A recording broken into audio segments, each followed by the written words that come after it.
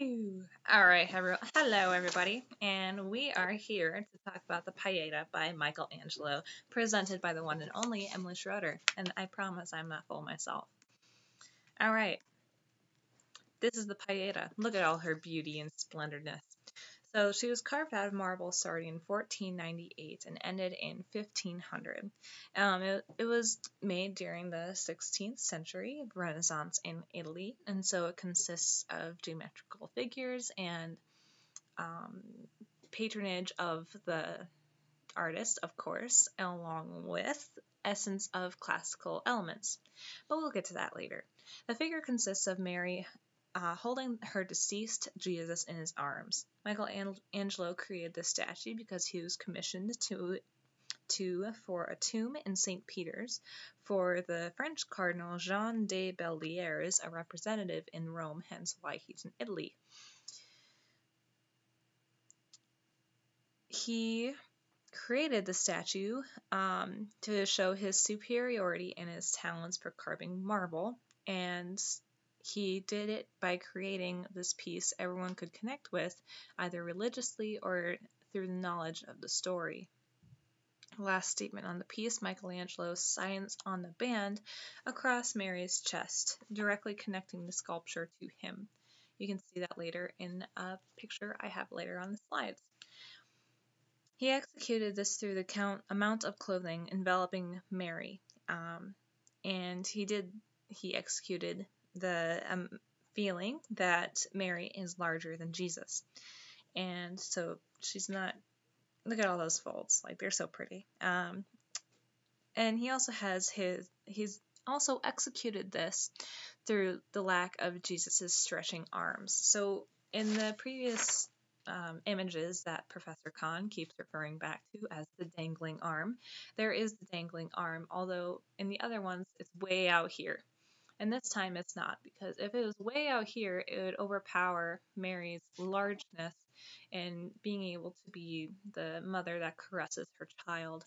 And so it's a lot closer, even though it might not be naturally right there. It could be like more like that. But that depends on what kind of body it is. So, and it's stone. And then his foot's going over on the other end. It makes up for the amount of cloth that's not there. So it still makes the all image look like a triangle. Okay. He is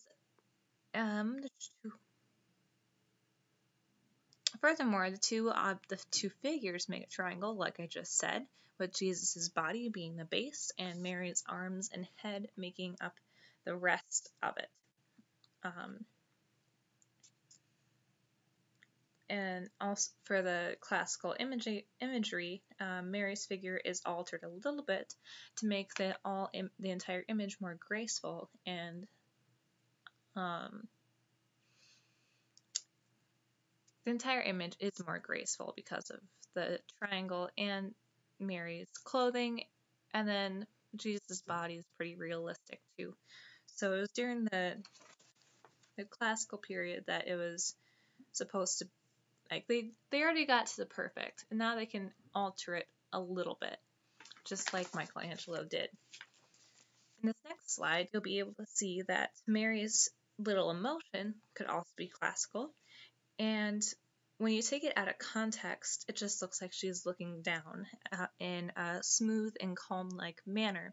But when you put her in front of her son with her downcast face, she looks a lot more sullen and with an acceptance of her mourning for her son. As you can see, it's not, her face isn't completely, what is it? Like deranged with sadness as previous Pietas had been, but it's more serenity and being okay with and understanding why he had to die. On to the next one. Okay, this is the reasoning. Now I'm going into the reasoning why this statue was made and what kind of connection it has with the audience. So when this is a classical image / story that a lot of people know, and creating this image creates it's almost like going in competition with other artists of showing how much better they can be in depicting the same image and who has the best image. And Michelangelo is seen to have made the best image of the Madonna and Jesus. So, and you can see it here. And there's a lot more symbolism into this. So when you look at it, you can see that the Madonna or Virgin or Mary hand is not actually touching Jesus. There's no part of her skin that is touching Jesus' skin. So right here you can see that her fingers, these are her fingers, and if you count them later, there's actually 6. So maybe it's for support or something. Michelangelo, maybe she just had 6 fingers, just like the Princess Bride. You don't know. But anyway, so she's not touching Jesus' skin through the cloth. And throughout her entire thing, you cannot see in the previous images, there is no part of her body other than her face and her hands that are not covered in cloth. But here she's still not touching Jesus, and here she is not touching Jesus. See? Ta-da! Cloth, not touching Jesus, not touching Jesus. This is all because, pardon me, this is all because that she is too, she's not worthy enough to see Jesus. Not to see Jesus, but to touch Jesus because of his amount of righteousness and that he is the Son of God. So she can't touch him because she's not worthy, even though she is his mother. Once again, I have the little joke up there, and this one probably makes a lot more sense than just her head. I think it's funny, but once again, you can see the triangle figure, you can see her not touching Jesus, you can see that since such is a renowned subject to be sculpting about, then people can, however they feel connected to the statue and whoever they want to pray to. Mary is a very high person in Catholicism, and so people will usually use the statue to pray through or to praise her with, and or praise her through, since it's seen as the deity or the Virgin Mary.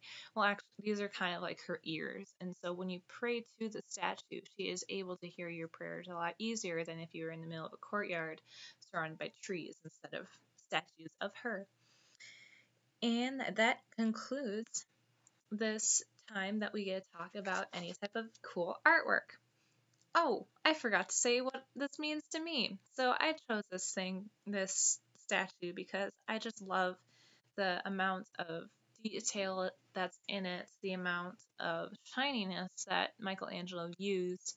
It's very hard to see that it's actually made of marble because it's so shiny. Like, just look at that. Right there is really cool. The amount of fluidness, the amount of like just life that comes through the stone, along with him being marking his spot on her sash of like, hey, I made this. And also, there's no grotesqueness in her face, as I said. There's just pure elegance, and she's being completely modest with her hair covered. And Jesus is also, although he's not grotesque looking as he should have been as he was put on the cross, Michelangelo put it together like this so as to not be alarming to the audience, but make it look like a sigh of relief of, this is a beautiful thing that Jesus died for us.